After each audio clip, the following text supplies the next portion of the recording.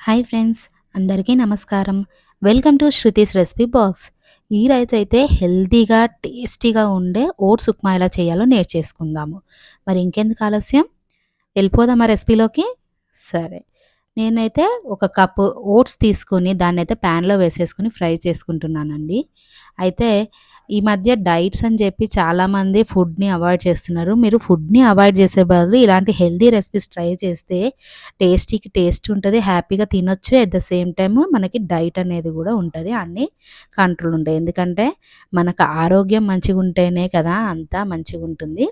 So, దానికి మనము ఉట్టి ఓట్స్ ఏసుకుంటే కాంబినేషన్ కొంచెము జిడ్డు జిడ్డుగా ఇట్లా వస్తదండి. సో, స్టిక్కీగా ఉంటది కాబట్టి నేను కాంబినేషన్ బన్సీ రవ్వ వేసుకున్నాను. హాఫ్ కప్ ఏసుకున్నాను. ఏసుకొని ఫ్రై చేసుకొని పక్కకు పెట్టేసుకున్నాను. ఓకే. ఇప్పుడైతే ఒక గిన్నెలో నేను ఒక టేబుల్ స్పూన్ ఆయిల్ ఏసేసుకున్నాను. ఆయిల్ గూడా ఎక్కువ ఏసుకోకండి. కొంచెమే ఏసుకోండి. ఆయిల్ గూడా కొంచెం ఏసుకొని పోపు దినుసులన్నీ వేసేసుకొని వేయించుకున్నాను. సో, డైట్‌కి కాబట్టి నేను పీనట్స్ ఓన్లీ 6-7 వేసుకుంటున్నాను. ఎక్కువ వేసుకోవట్లేదు. కరేపాకు 2 రెమ్మలు కట్ చేసుకొని వేసుకుంటున్నాను. అంతే కాకుండా జీడిపప్పు చిన్నగా 6 కాజు తీసుకొని వాటిని నేను సగంగా కట్ చేసుకొని వేసుకున్నాను. ఓకేనా? ఇంకా పచ్చిమిర్చి వేసేసుకుంటున్నానండి. 2 పచ్చిమిర్చిలు సన్నగా తరుక్కొని వేసుకుంటున్నాను. ఇంక ఆనియన్స్ ఏసేసుకుంటే తాలింపు ఆల్మోస్ట్ అయిపోయినట్టే. ఒక ఆనియన్‌ని కట్ చేసుకొని చిన్నగా అది కూడా తాలింపులో వేసేసుకున్నాను. సో, అబ్బా! తాలింపు వాసన ఎంత అంటే చెప్పలేను. అంత కమ్మగొస్తుందండి స్మెల్. తాలింపు వాసన మంచిగా వచ్చిందంటే పర్ఫెక్ట్‌గా తాలింపు అయిపోయినట్టే. సో, చక్కగా తాలింపంతా ఫ్రై అయిపోయింది కదా! సో, ఇంకేమేసుకుందాము ఇందులో నేనైతే పచ్చి బఠాణీ కూడా వేసుకుంటున్నానండి. బావుంటుంది కదా టేస్ట్. బయట మనకు మార్కెట్‌లో ఫ్రోజెన్‌వి దొరుకుతాయి. సో, నేను చెప్పాను కదా అంతకుముందు ఒక వీడియోలో కూడా నేనెప్పుడు ఇవి స్టోర్ చేసుకుంటాను అని. సో, కొంచెము పచ్చి బఠాణీ కూడా వేసుకున్నాను. సో, మనకు కొంచెం ప్రోటీన్ కూడా అందుతుంది కదా మనకి.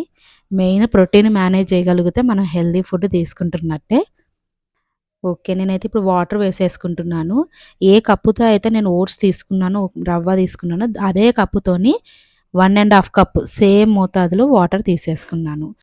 మనం 1 కప్పు ఓట్స్ తీసుకున్నాము. హాఫ్ కప్పు బన్సీ రవ్వ తీసుకున్నాం గదా! సేమ్ అంతే 1 ½ కప్పు వాటర్ వేసుకున్నాను. వాటర్ కొంచెం ఇట్లా మరుగుతున్నట్టు బాయిల్ అవుతున్నట్టు అవ్వంగానే ఒక 3/4 స్పూన్ సాల్ట్ ఏసుకోండి. ఎందుకంటే కొంచెమే చేస్తున్నాను కదా! సాల్ట్ ఎక్కువైతది. జాగ్రత్తగా చూసేసుకోండి. అంతే కొంచెం కొత్తిమీర గూడా వేసేసుకొని చక్కగా కలుపుకొని ఇంకేముంది మనం ఏదైతే ఫ్రై చేసుకొని పెట్టుకున్న రవ్వను, ఓట్స్ ఉన్నాయో అవి వేసేసుకుందాం. ఫస్ట్ అయితే బన్సీ రవ్వ వేసుకుంటున్నాను. ఎందుకంటే ఓట్స్ ఉత్తగానే ఉడికిపోతది కాబట్టి కొంచెము రవ్వ ఉడికిన తర్వాత మనం వేసుకుంటే బావుంటది గదా! రవ్వ కొంచెం ఉడికినంక నేను ఓట్స్ వేసేసుకుంటున్నాను. చూస్తున్నారు కదా!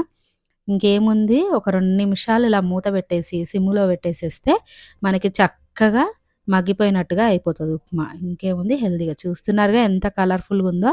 చూస్తేనే ఎంత బావుందంటే తింటే ఇంకెంత టేస్టీగా ఉంటదో ఒక్కసారి ట్రై చేసి చూస్తేనే తెలిసిపోతది మీకు. చూడండి చక్కగా పొడి పొడిలాడుతూ ఎట్లా ఉందో. అదే ఉట్టి ఓట్స్ వేసి చేస్తే కొంచెం స్టిక్కీగా ఉంటది. నాకట్లా ఉప్మా స్టిక్కీగా ఉంటే అంత నచ్చదు. సో, మనకి బన్సీ రవ్వ గూడా హెల్తీనే.